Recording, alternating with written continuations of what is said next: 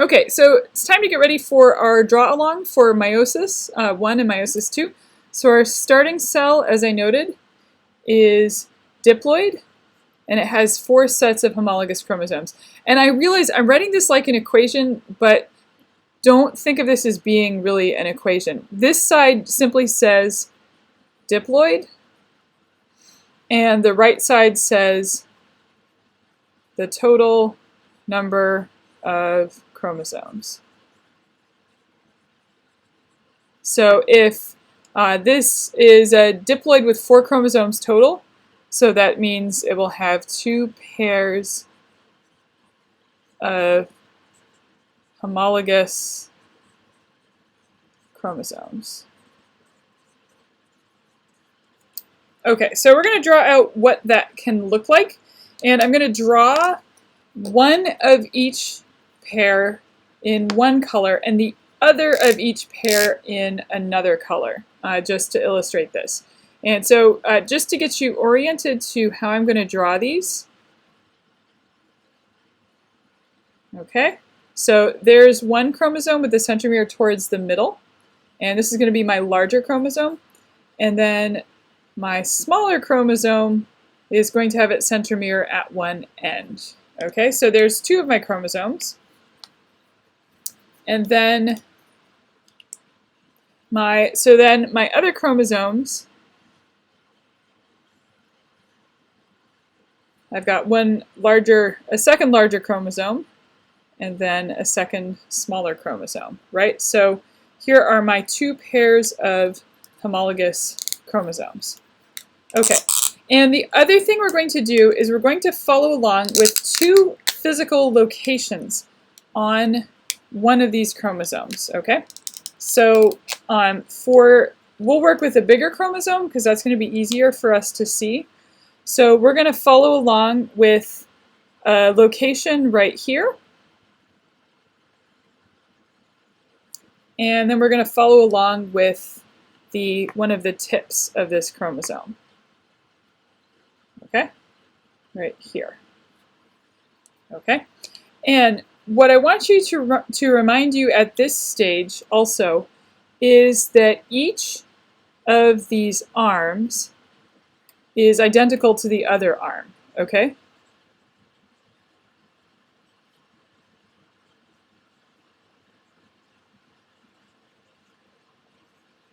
Okay. All right, so now we're ready to start working on drawing our way through meiosis. So we're going to be looking at meiosis 1. And so our first stage is going to be prophase 1. And prophase 1 of meiosis 1 is going to look very similar to prophase 1 of mitosis. Or sorry, so like prophase of mitosis. So we don't really need to draw too much here in too much detail. So my cell membrane is starting to come apart, and chromosomes are starting to condense.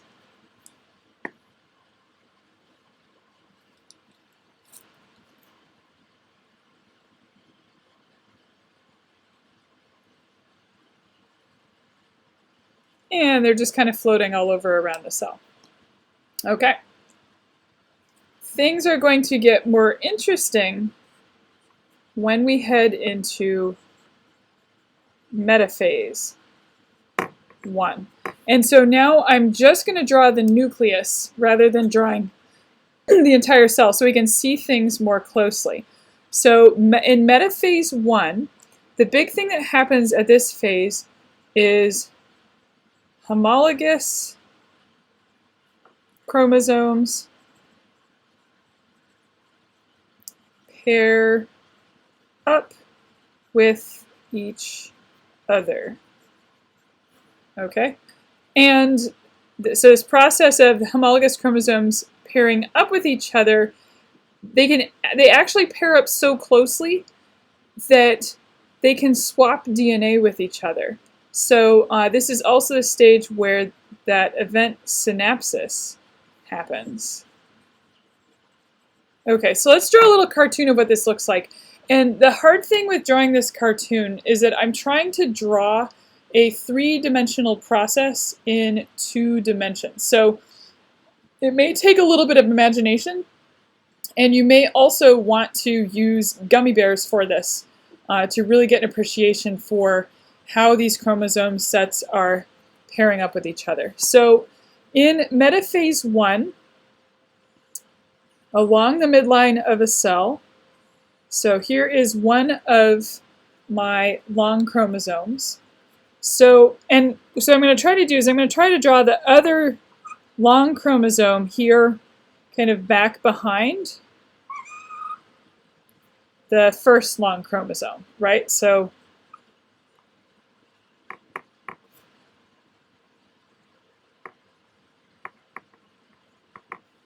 okay.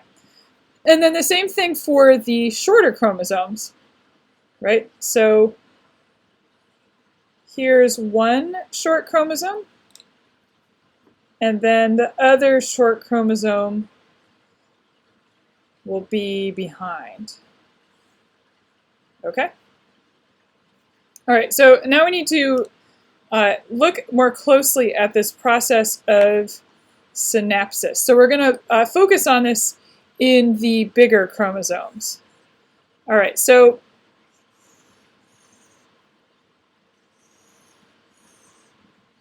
there's my blue chromosome, and I'm going to make that red chromosome a little bit bigger behind it. Okay, and so you might remember the locations that we're going to be tracking on these chromosomes. So we have a band here in this black region on the blue chromosome. And then I'm actually going to color these a little differently than I did before. So I'm going to draw this band in blue on the blue chromosome. And I'm going to draw it in red on the red chromosome. And the same thing for the tip. So the tip of the blue chromosome in blue, and the tip of the red chromosome, about time for a new marker there, in red. Okay? So in the process of crossing over, so if we were to peer inside these strands of DNA, or these chromosomes, we've got a single strands of DNA, or sorry, double strands of DNA. And in what happens in synapsis is regions of that DNA get so close to each other that they actually swap with each other. All right, so I'm illustrating this with kind of a cartoon here, but effectively what this is let's say that we have a synapsis event right here. So what's going to happen is this blue chromosome is now going to connect up to the tip of the red chromosome. So that's now in front. And the red chromosome is now going to connect up with the blue tip of the blue chromosome. And that's only going to happen on the left side of these chromosomes. So what I'll wind up with, let's just redraw that down here. So what I'll wind up with is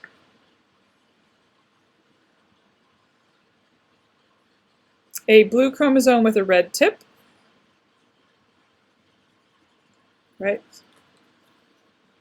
So it still has that blue band there. And then, meanwhile, the second arm of this blue chromosome is unchanged because it did not participate in a synapsis event. Okay? I'll move that a little bit over for you. Okay. So that's my blue chromosome. And then my red chromosome behind is going to have a blue tip. And then the second red chromosome did not participate in a synapsis event, so it's still going to have a red stripe and a red tip. Okay? All right, so quite a bit happens during metaphase 1 when the chromosomes are lined up. So then from there, we're going to go into anaphase 1. And I'm going to have to redraw this to get us to anaphase 1. So I'm going to do a fast forward video for this part.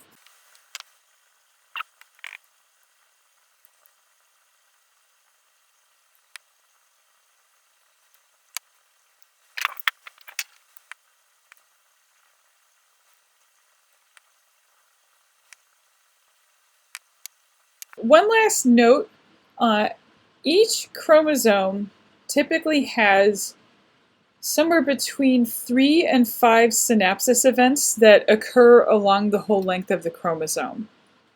So let's just put that up here. So 3 to 5 times per chromosome. Just keep that idea in mind. Okay, so that's metaphase 1. So next up will be anaphase 1. And this is, so in anaphase 1, the big event that happens is homologous chromosomes separate from each other. Okay? So here's how that's going to look. So what I'm going to do is I'm going to send the blue chromosome to the left up top, and I'm going to send the red chromosome, small chromosome, to the left. And so that also means I'm going to be sending the red chromosome to the big chromosome to the right, and I'm going to send the small blue chromosome to the right in this case. So what's going to happen, and I'm going to try to animate this just a little bit.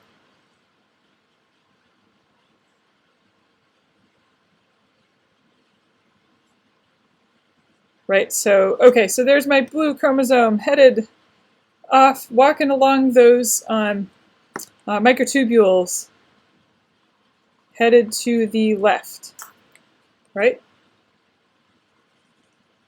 And you'll notice, so it swapped tips with the red chromosome, so it has a red tip still, okay?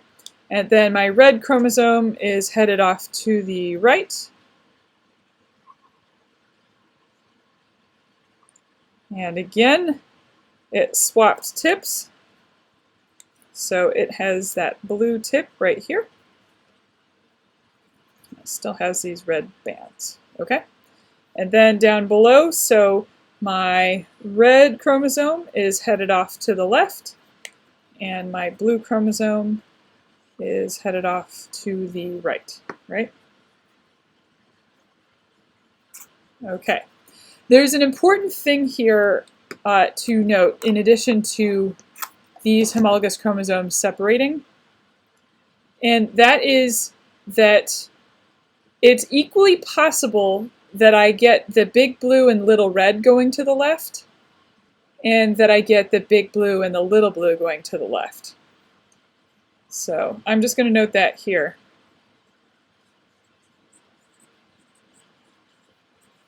So it could also be,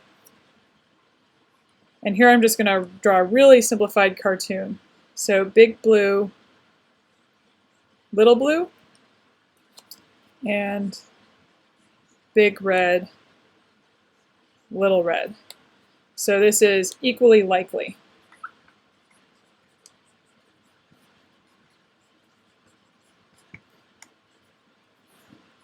Okay, that's going to be important. Okay, so then we reach telophase 1, and not a whole lot really happens here.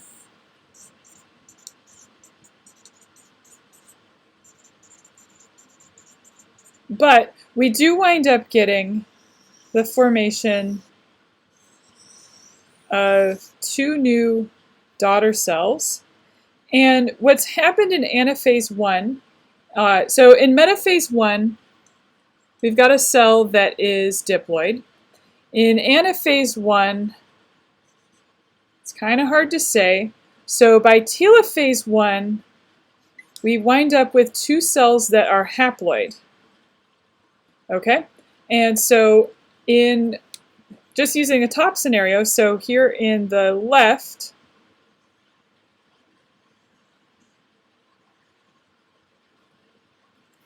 I've got only one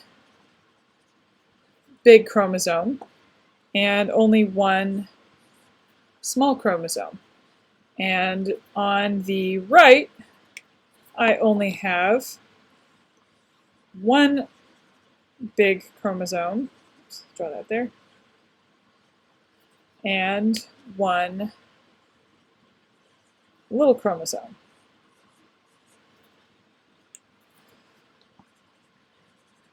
Okay, so the other thing that's happened here, right, is we've got a blue chromosome on the left, we've got a red chromosome, big chromosome on the right. So homologous chromosomes are not identical to each other. So what this has done is it now means we have 2 new cells at the end of meiosis 1 that are not identical.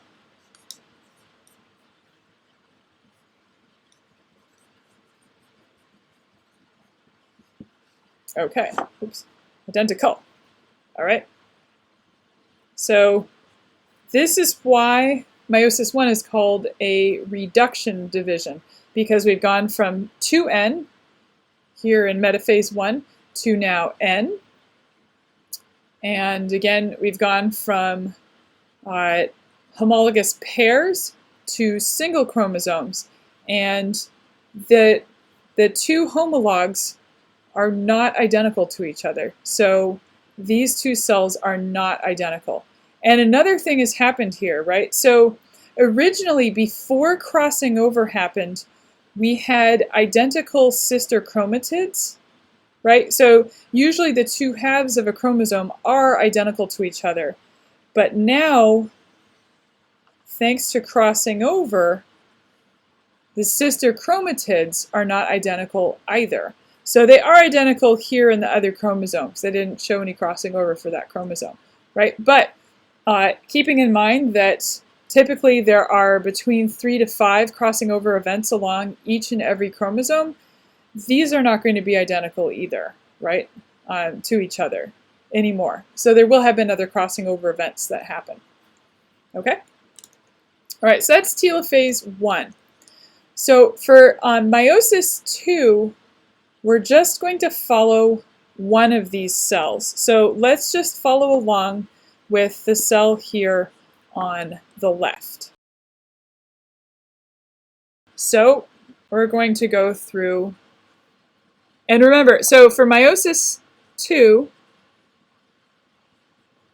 the big event is that sister chromatids separate.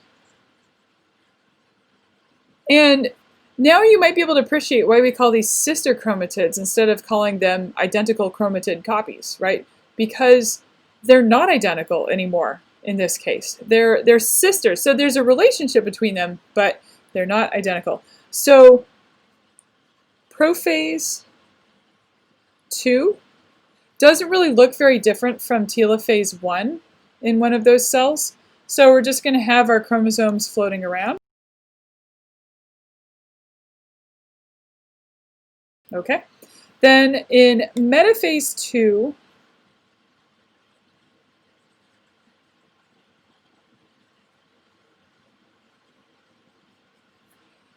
individual chromosomes are going to line up along the midline.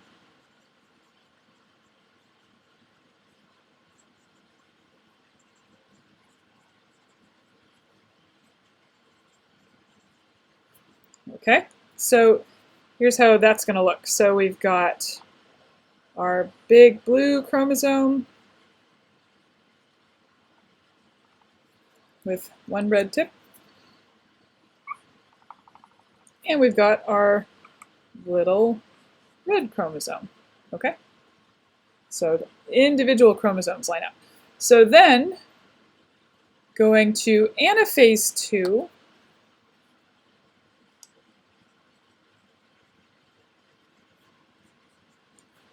it's anaphase 2 of meiosis where sister chromatids separate, right? Okay, so here's how that's going to look. So we're going to go from a chromosome that consists of 2 pieces of DNA to a chromosome that now just consists of a single piece of DNA.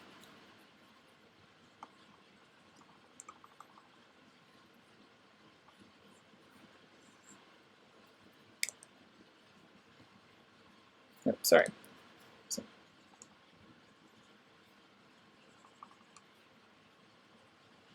Forgot to color in the blue tip there. Okay. So we've gone from 1 chromosome equals 2 pieces of DNA to 1 chromosome is 1 piece of DNA. Okay?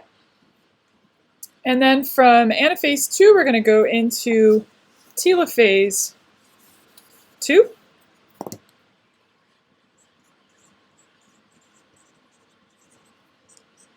So at this stage, a new nuclear envelope is going to form around these sets of chromosomes.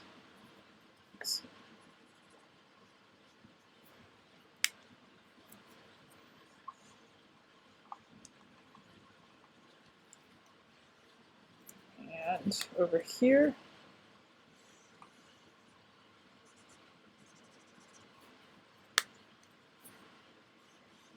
okay, and if we had drawn out the other cell from the end of telophase 1, right, because there was that other cell, we would have a cell that has a mostly big red chromosome with a blue tip, right, and then a little blue chromosome here, a red band there, and then a big chromosome with a red tip, and a little blue chromosome down here. Okay, so by the end of telophase 2, we have 4 non-identical daughter cells, which are now also called gametes. And if we're really going to dive into the details, so the process of cell division after telophase 2 is called gametogenesis, so the word genesis, creation, gamete creation. And so if this were in a male, there's actually an equal division of the cytoplasm among all 4 of these new daughter cells, right? So these haploid daughter cells. And I should note that they're, right? So everything here is haploid, right? So we're haploid at prophase 2, metaphase 2, anaphase 2, and telophase 2. If this were in a female, there's an unequal division of the cytoplasm that happens during gametogenesis. So 3 out of the 4 daughter cells get very little cytoplasm, and 1 daughter cell gets almost all of the cytoplasm. So that 1 daughter cell that gets almost all of the cytoplasm then turns into an egg cell, and the other cells turn into cells that are called polar bodies that basically help to provide support for the 1 cell that goes on to become an egg cell. But all told, that is a process of meiosis drawn out.